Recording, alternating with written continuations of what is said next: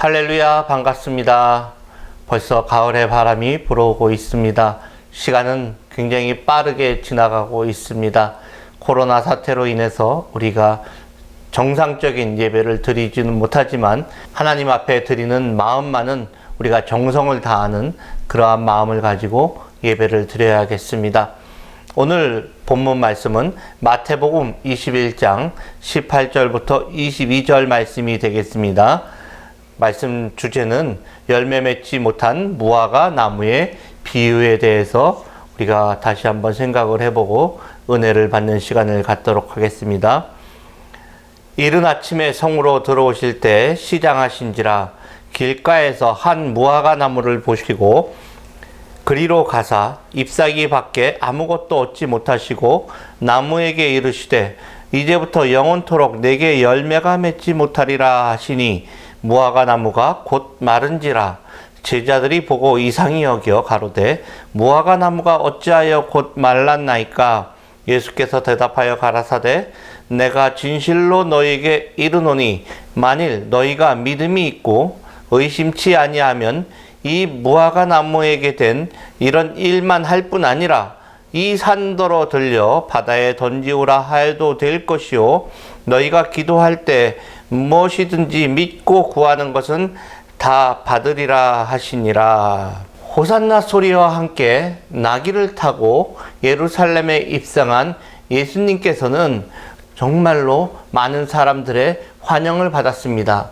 그런데 예루살렘 성전에 들어가서 그 성전에서 일어나는 불의한 일을 보고 그곳에 있는 모든 것들을 다 뒤집어 엎으시고 정결케 하신 후에 다시 예수님께서는 그 예루살렘에서 거하신 게 아니라 밖에서 아마 한적한 데서 밤을 지새시고 기도하시고 그러고 오신 듯 합니다. 그리고 아침에 일어나서 다시 들어오실 때 시장하셨다고 얘기를 합니다. 그러고 나서 무화과 나무를 보시고 그 잎이 무성한 그 무화과 나무에 가서 열매가 있나 하고 가서 배를 채우시고 욕이라도 하시려고 거기에 간 것을 우리는 볼 수가 있습니다. 그런데 막상 가시니까 그 무화과 나무의 잎은 무성한데 열매가 없었던 것이었습니다. 그래서 예수님께서는 그 무화과 나무에게 뭐라고 말씀을 하셨냐 하면은 이제부터 영원토록 내가 열매를 맺지 못하리라 그렇게 말씀을 하셨고 무화과 나무는 곧 말랐습니다. 죽었다는 얘기죠. 그것을 보고 제자들은 신기해했던 것을 본문 말씀을 보니까 나오고 있습니다. 팔레스타인 지역에 무화과가 한창일 때는 6월달 정도가 돼야지만 된다라고 합니다. 그런데 그 예수님께서 예루살렘을 방문하셨을 때는 6월절이 가까운 때였기 때문에 아마도 4월 정도라고 생각이 됩니다. 그때는 아직 무화과가 열매를 맺지 아니하는 때였습니다. 그런데 본격적으로 열매가 맺기 전에 그 조그맣게 미리 열리는 게 있습니다. 그게 바로 탁쉬라고 부르는 자그마한 열매가 있습니다. 그거는 일찍 열려서 그 큰 열매를 맺기 전에 열리는 열매를 말하는 것입니다. 그런데 그 잎이 무성한 것을 보고 예수님께서는 그 열매라도 따서 드시려고 가봤는데 막상 가보니까 거기에는 아무것도 없다고 얘기를 했습니다. 이때 이러한 일을 행하신 거는 우리에게 있어서 다른 것을 말씀을 하시려고 하는 것이 아니라 비유로 알려주시기 위해서 그렇게 말씀을 한 것입니다. 이 말씀에 나오는 열매가 없는 무화과 나무가 비유되는 것은 잎이 무성하지 않습니까? 외식하는 자들을 상징한다고 할 수가 있습니다. 다시 말하면 예수님을 이 땅에 보내신 하나님 아버지께서 이 땅에 보내시고 메시아로서 이 땅에 보내주셨는데 그것을 믿지 아니하는 유대인들을 말하는 것입니다. 그것을 부정하는 백성들을 말하는 것입니다. 이 무화과 나무가 말라 죽게 된 것은 예수님께서 충동적인 사건에 의해서 일어난 것이 아니라 상당히 의도적으로 그리고 공식적으로 열매가 없는 외식하는 자들에게 대한 하나님의 심판을 예고한 것이라고 할 수가 있겠습니다. 그렇습니다. 이 열매가 없고 잎사귀만 무성한 무화과 나무는 외식하는 자들과 같은 그러한 유대인들을 비유를 하고 있는 것입니다. 그들은 기도의 모양새를 취하기는 하나 정말로 기도하지는 않고, 은혜가 있다라는 모습은 취하기는 하나 은혜가 있지 않은 그러한 종교 지도자들의 모습을 보여주는 것과 같습니다. 마치 지금 우리들의 모습이 이렇지 않을까 생각이 됩니다. 우리에게 주시는 그러한 교훈은 정말 크다라고 생각을 할 수가 있습니다. 우리는 세 가지로 한번 살펴보도록 하겠습니다. 첫째로, 우리도 주님을 영접하지 않고 배척하며 외식하는 종교 지도자들과 같이 될 수가 있습니다. 우리가 이 종교 지도자들과 같이 외식하면서 흘러갈 때 우리는 하나님의 심판을 피할 수가 없게 됩니다. 이 무화과 나무의 저주 사건을 보면은 우리는 우리의 신앙을 다시 한번 돌아볼 수밖에 없게 되는 것입니다. 외식하지 않은지, 우리가 회개하지 않고 삶을 살아가고 있는지, 우리의 지은 죄가 얼마나 흉악한지, 그런데 그 흉악한 죄를 지으면서도 그것을 깨닫지 못하고 회개하지 않는 그러한 믿음 생활을 하는 건지 우리는 그것을 생각을 해봐야 하는 것입니다. 우리의 마음속에 정말로 성령님께서 함께하고 계시는지를 우리는 생각을 해봐야 되는 것입니다. 우리가 정말 회개하고 주님 앞으로 나가서 열매를 맺을 때 주님께서 우리에게 주시는 축복을 우리는 받을 수가 있게 되는 것입니다. 제자들은 그 무화과 나무가 즉시 말라서 죽는 것을 보고 깜짝 놀랐습니다. 그러면서 물어봤습니다. 어찌하여 곧 말랐나이까? 라고 물었습니다. 무화과 나무가 순식간에 말라버리는 것을 본 제자들의 반응은 정말 깜짝 놀란 그러한 반응이었습니다. 다른 것이 아니라 어떻게 이렇게 금방 예수님의 말씀 한마디에 말라서 죽을 수가 있을까라는 것을 말하는 거였습니다. 그런데 그 다음에 제자들의 물음에 대한 답을 보면은 마치 동문서답을 하는 것처럼 생각이 됩니다. 내가 진실로 너희에게 이르노니 만일 너희가 믿음이 있고 의심치 아니하면 이 무화과 나무에게 된 이런 일만 할 뿐 아니라 이 산더러 들려 바다에 던지우라 하여도 될 것이요, 너희가 기도할 때 무엇이든지 믿고 구하는 것은 다 받으리라. 주님께서는 믿음만 있으면 무화과 나무가 마르는 것뿐만 아니라 산을 바다에 던지우라 하여도 던져진다라고 선언을 한 것입니다. 기도할 때 무엇이든지 믿고 구하는 것은 다 받을 수가 있다고 또 말씀을 하셨던 것입니다. 그러면은 이러한 말씀을 하셨던 의미가 무엇일까요? 이 말씀 속에는 이스라엘 사람들이 행한 대표적인 외식 두 가지가 있는 것입니다. 첫 번째는 형식적인 믿음이고, 두 번째는 남들 앞에서 하는 형식적인 기도를 말하는 것이었습니다. 예수님께서는 열매 없는 예루살렘을 심판하는 이유는 곧 그들의 외식, 불신 때문인 것을 말씀을 하고 계신 것이었습니다.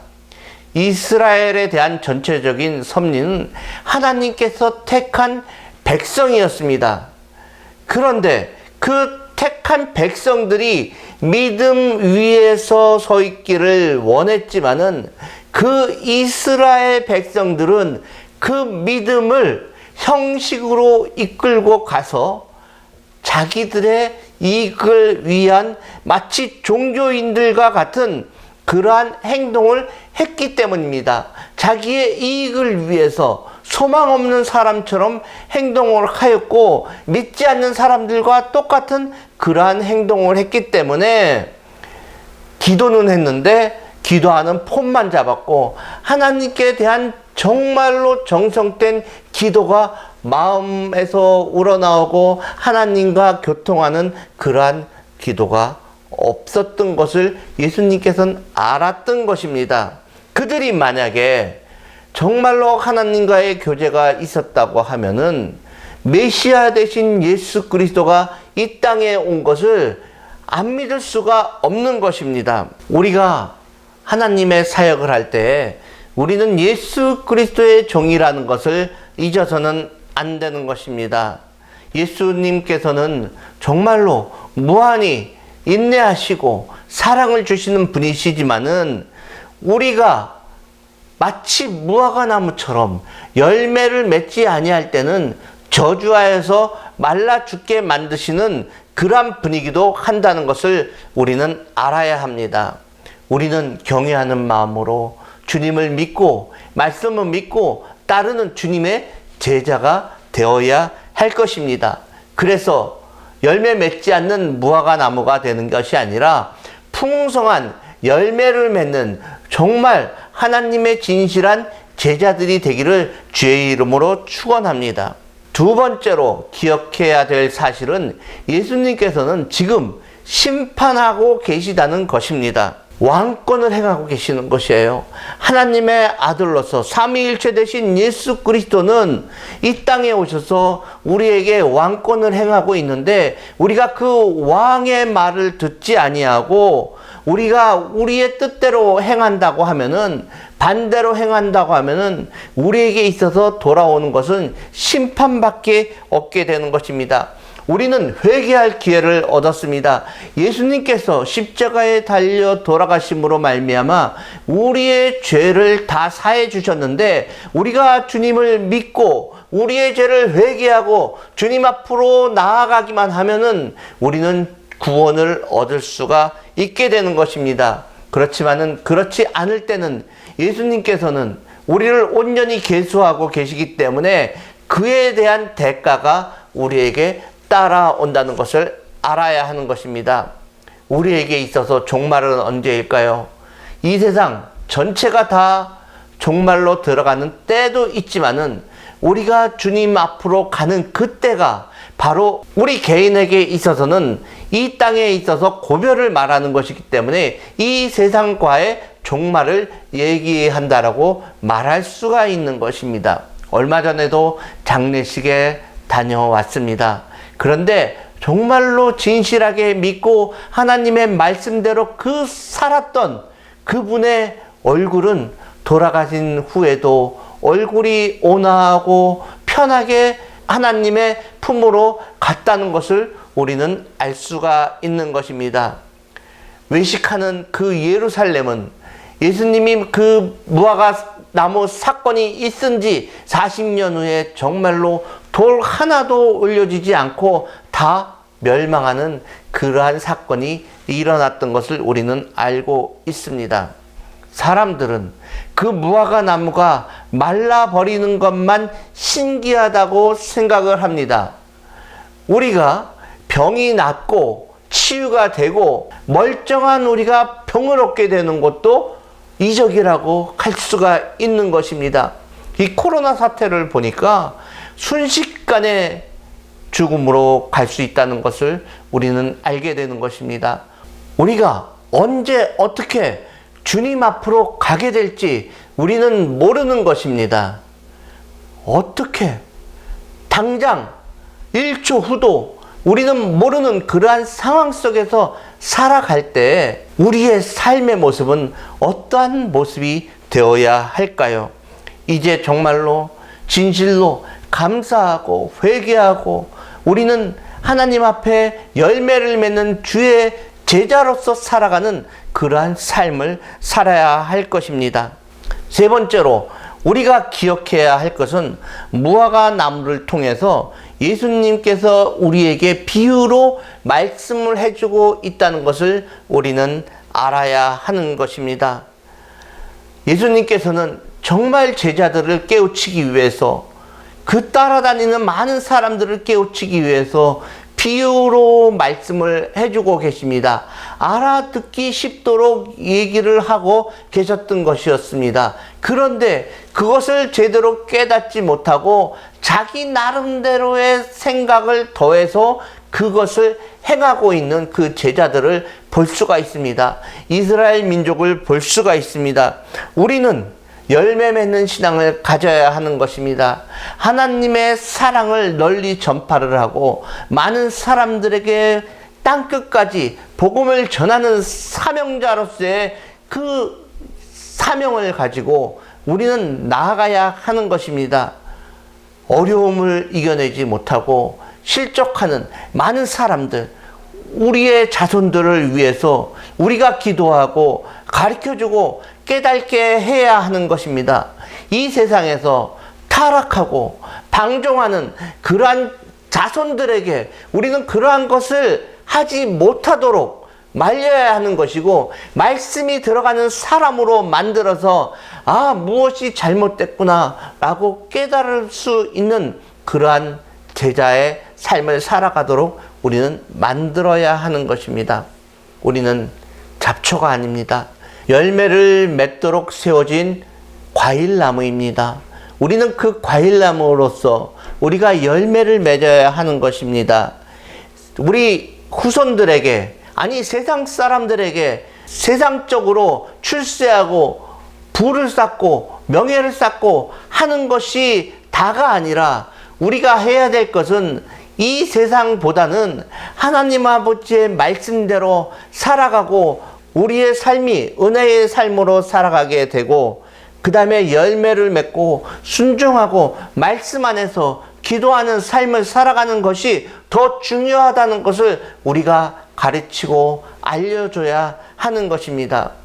우리가 그렇게 하기 위해서는 더욱더 기도하고 하나님 앞에 올바로 나아가는 주님의 아들, 딸 되는 우리 성도님들과 제가 되길 주님의 이름으로 축원합니다.